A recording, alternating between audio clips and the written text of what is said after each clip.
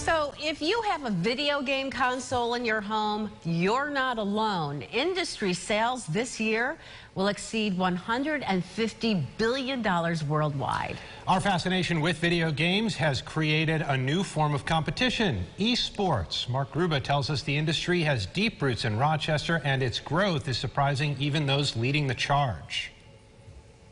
When Marty Strenzewilk was a student at RIT, he saw something few others did: the business potential of competitive video gaming, or eSports. It's very much like a traditional sport, except instead of throwing a football, playing with a controller. Strenzewilk, his wife and college roommate, founded the eSports company Splice in late 2014.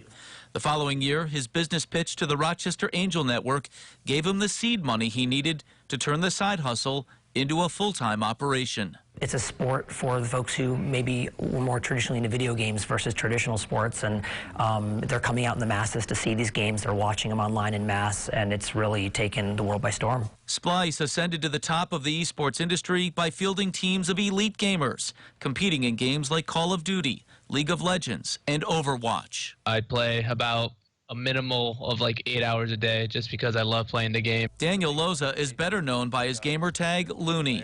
He spoke with us from his home in Atlanta. This past season, Looney played for Splice's Call of Duty team.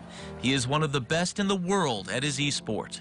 I'd probably be like a point guard in the NBA. I'm the one that's trying to set up my teams, try to set up the play. I'm also like an in-game leader, so I'm the one controlling the tempo of the game, telling people what to do. At his first local esports tournament, a then teenage Looney won $400.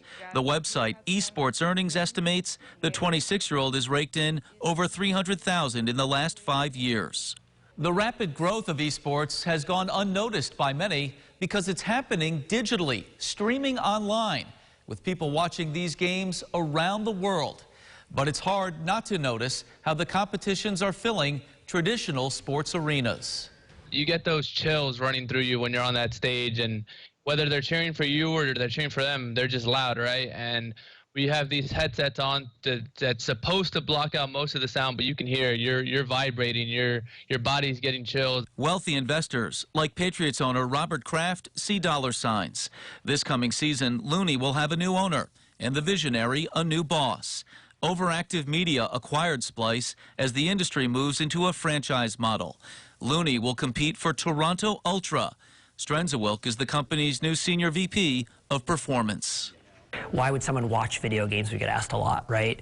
And as a basketball fan, I can say, well, why do we watch someone throw a ball through a hoop, right? We're still watching someone play a game, right? And that comes back to this tribalism we have as humans. We like to get together and we like to be excited over something that is the best of the best in front of us and be part of it and take ownership over it. And this is the digital generation's version of that. And that means the next esports superstar could be in your basement. Mark Gruba, News 8.